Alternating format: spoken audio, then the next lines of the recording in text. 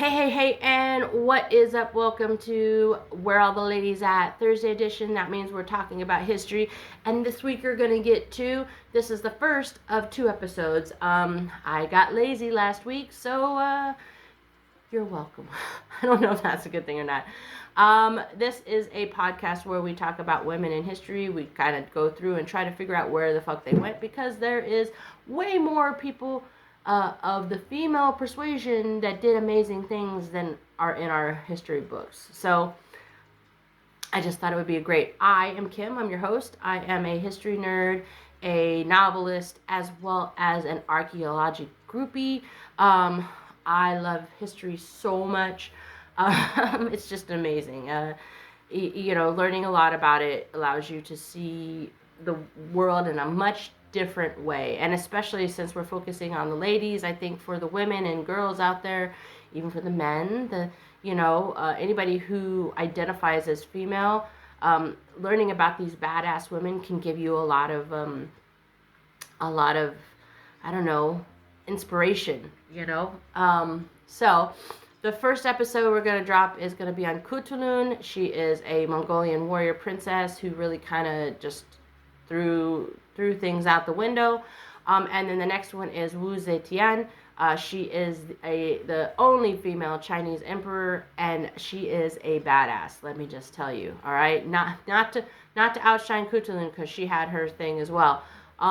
So yeah, and as you can tell, this month we are celebrating Asian Pacific Islander Heritage Month. I know that's not a global holiday, but it is something that we do in the U.S. No matter who says what about what gets to be honored.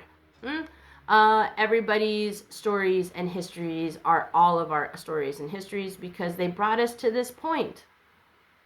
So that's what I think, and I think that everybody deserves to have a little light shined on them, and their contributions to global history.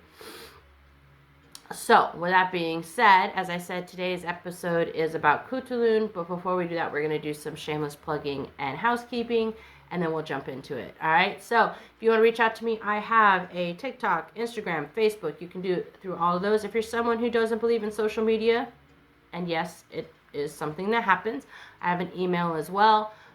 If you want to support the podcast, like, comment, share, follow, subscribe, do all those good things, interact with the video or audio as much as you possibly can.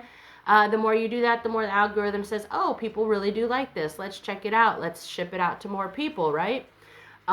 If you want to kick a little cash my way, I'll never say no.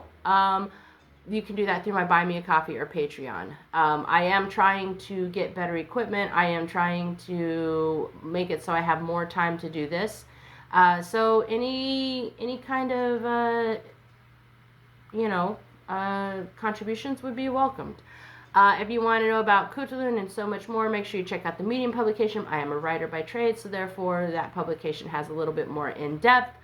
And if you are into spiritual, magical, mystical, wellness, holistic healing, anything like that, please make sure you check out my other podcast. It's called Our Mystic Road Trip, and I think you'd enjoy it. That is it for the shameless plugging and housekeeping. Now let's jump into 13th century Mongolia. Yeah.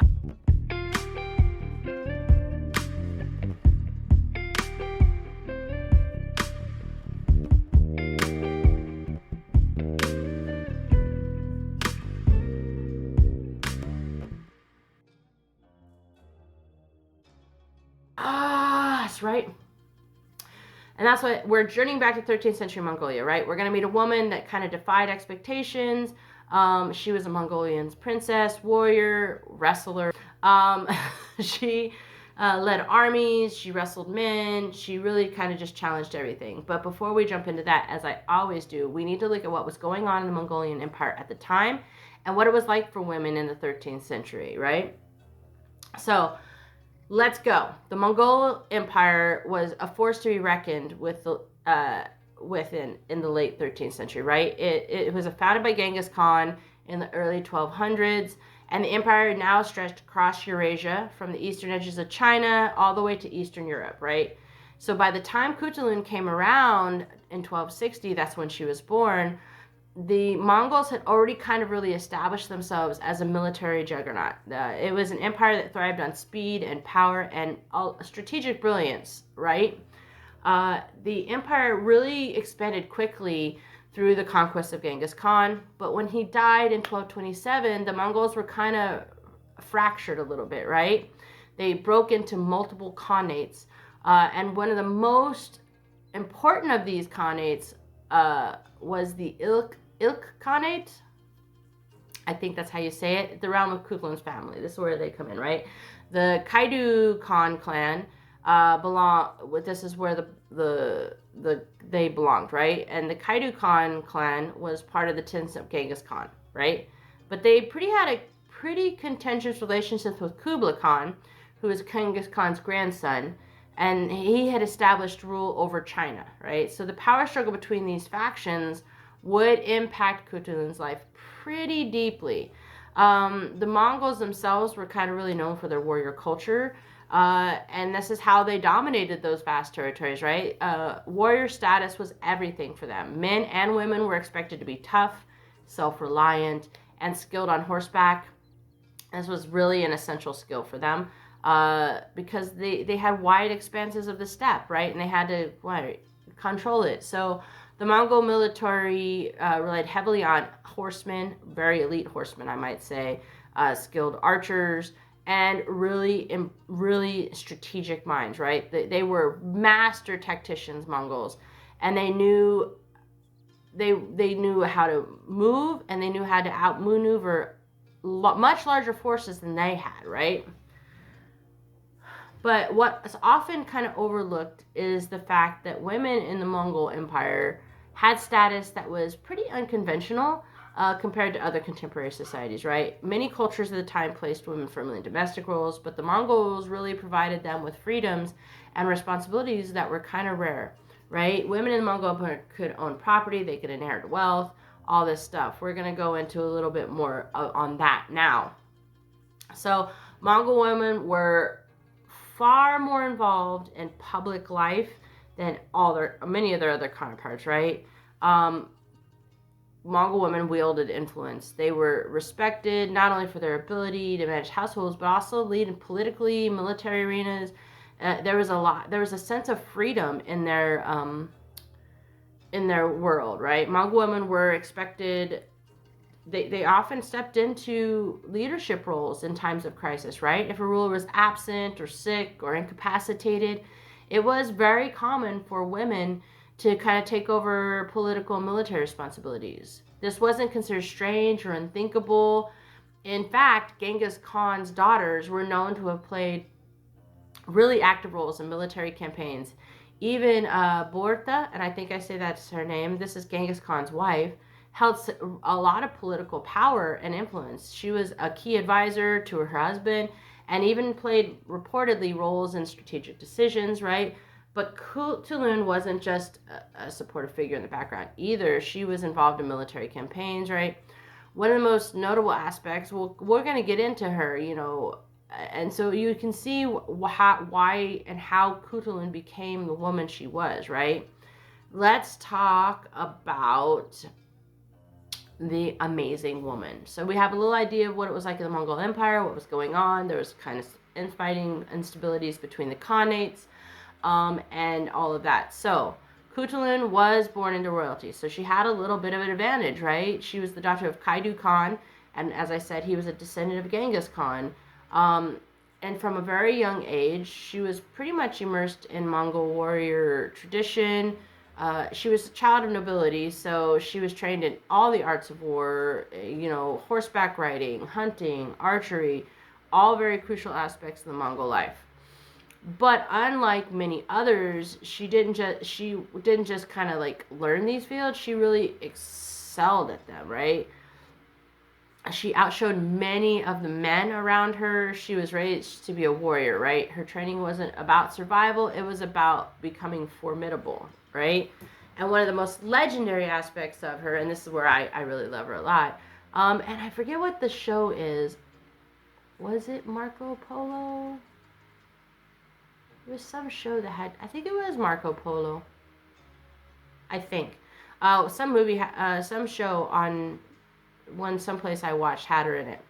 Um, she she was a wrestler, right? And according to a lot of sources, she famously defeated dozens of male challengers, right? And that meant people much larger than her and stronger than her, right? This kind of became part of her mystique and part of her mythos, right? So much so that she made a vow to only marry a man who could defeat her in wrestling, right? And of course, no man ever succeeded, and this only added to her fame, and this just made her a legend, right? In society where physical strength and combat skills were kind of highly valued, she was really respected, and probably, if I'm honest, even a little feared too, right? Her combat skills weren't limited to wrestling, though. She was very capable military leader, and she played central roles in many of her father's campaigns.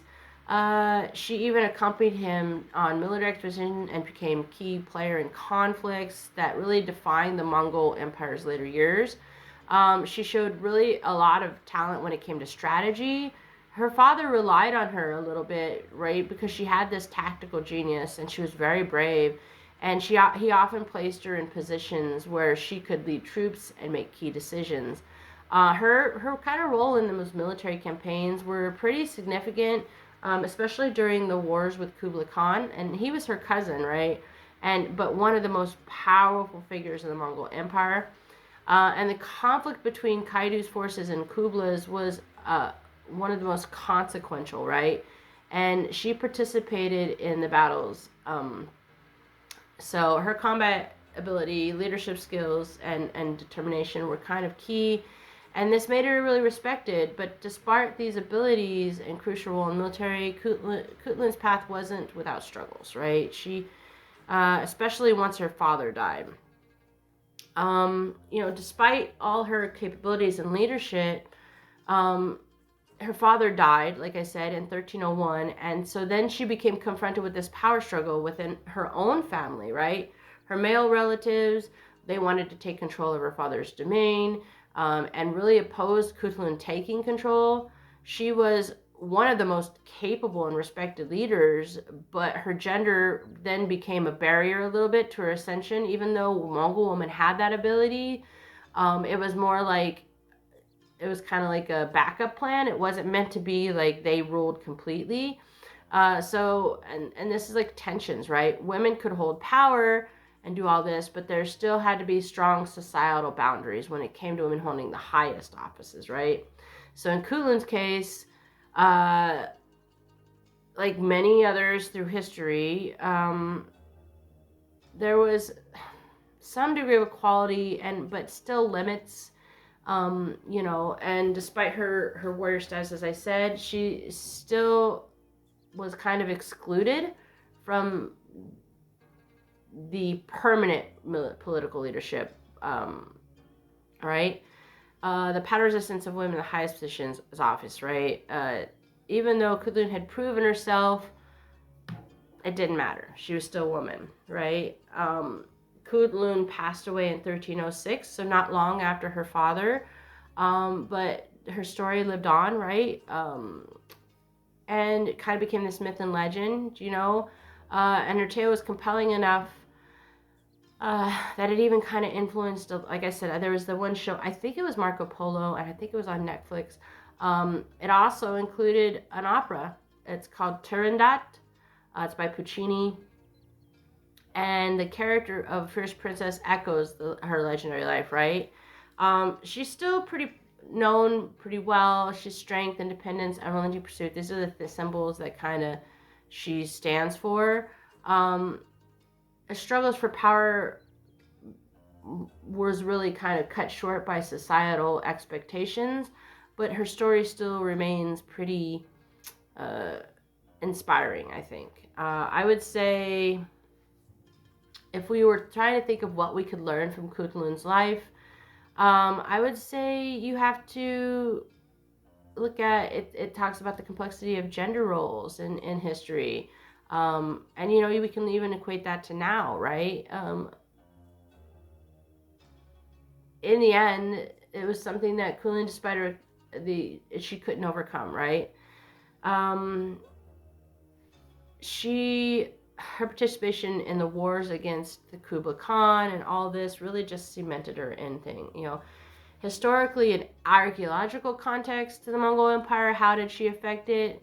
By the time she came of age, obviously the Mongol Empire had expanded rapidly and spanned in edged China, Russia, Eastern Europe, all these things, right? So this focus on military prowess really gave her the opportunity to really prove herself.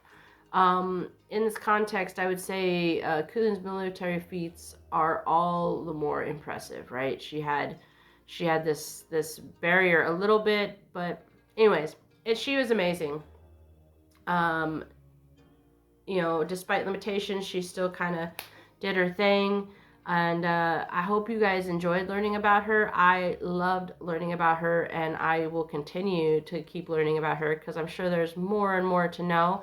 Although I would say, you know, Mongols weren't real good about writing down things. So obviously we're just going off of stories and what we have found. So yeah, I hope you enjoyed learning about her, and I hope you check her out more and let me know what you think. That's it for this week, guys. As always, if you want to reach out to me, you know you can do that. If you want to support the channel, please like, comment, share, follow, do all that kind of good stuff. It really is one of the most helpful things you can do for me. And if you want to get cash my way, sure. I'm not going to say no, like I said before. So, you know, check out my Patreon and buy me a coffee. And yeah, make sure you check out the Medium publication. And if you are into magical, mystical, spiritual stuff, check out our Mystic Road Trip, where I talk about that kind of stuff. I think that's it, guys. As always, stay curious, stay blessed, stay safe.